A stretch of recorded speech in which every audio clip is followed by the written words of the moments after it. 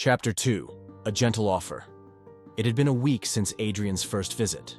Joey barely remembered names, but Adrian stuck. Not because he flirted or stood out with some flashy personality. No. Adrian was quiet, polite, respectful. There was something about him that wasn't trying to get noticed. And maybe that was exactly what made him impossible to forget. He didn't look at Joey like others did, with hunger or fantasy in their eyes. He looked with something softer, something genuine. Joey noticed that, and maybe that's why, as 6 p.m. neared, he found himself checking the mirror a little longer, adjusting his shirt, running a hand over his neatly clipped hair. Not that it mattered. This was just work. He didn't get attached. The chime rang right on time. Adrian stepped in, hair slightly tousled from the drizzle outside. He wore another dress shirt today, pale gray with the sleeves rolled neatly to his forearms, exposing lean but toned arms. He looked freshly pressed, but the way he moved, just slightly tired, slightly stiff, said his day hadn't been easy. Joey was already wiping down the counter when he saw him. "You came back." Adrian offered a lopsided grin. "I said I would." Joey tilted his head, smirking. People say a lot of things. There was a beat of silence. Not tense, just familiar. Then they both chuckled. "I've been looking forward to this all week," Adrian admitted as he glanced around the now familiar studio. "It's been rough." Joey picked up a clean towel, his tone still light. "Sounds like someone needs more than a neck rub." Adrian raised an eyebrow playfully. "Should I be worried you're reading me that easily?" Joey shrugged with a teasing glint in his eye. "I don't read people. I read muscles. Room 3's open." Adrian nodded, heading down the hall. Joey watched him go, that now familiar tug in his chest tightening slightly. Just another client. Don't think too much. When he entered the room a few minutes later, Adrian was already on the table, body covered by the sheet, his shirt and slacks folded neatly over the chair again. Same as before. Predictable. Considerate.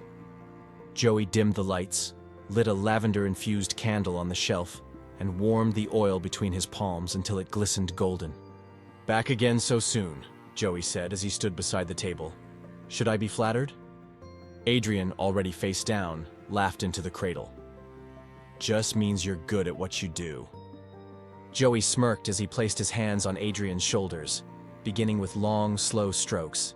His thumbs dug in deep at first, feeling out the tension hiding between bone and muscle. Adrian groaned, low and genuine. "God, I needed this." "You're stiff," Joey noted calmly. "Too much work, not enough rest." "Story of my life," Adrian murmured, voice drowsy. "Feels like I've been clenching my jaw for days straight." Joey's fingers moved lower, skillfully finding every knot, every pocket of stress. Adrian relaxed quickly, like his body remembered what Joey's hands could do. As he worked, Joey fell into rhythm, his breath syncing with the rise and fall of Adrian's back. The atmosphere wrapped around them like a fog, soft music, warm air, the occasional sound of Joey's skin sliding over oiled muscle. The lower Joey moved, the quieter the room became. When he reached Adrian's thighs, something shifted. Joey felt it, not just the tension in muscle, but something more. Subtle. Emotional. A lingering pause in Adrian's breath. A twitch.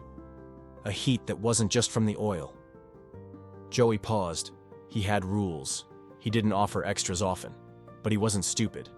He could read a room, and this room was charged. His voice came soft, low. "Do you want extra release today?" Adrian froze. Not in fear. Just surprise. The silence that followed felt like a ripple through still water. Joey didn't turn to see his face. He just continued rubbing slow, circular motions along the inner thigh, not pushing. Just waiting. Adrian's voice came quietly. "Only if it's okay with you." Joey's answer was a calm, neutral nod. "I offered, didn't I?" No more words. Joey slipped the sheet lower, just enough to reveal what he needed. His movements didn't change in pace, still slow, still gentle. This wasn't lust. It wasn't performance.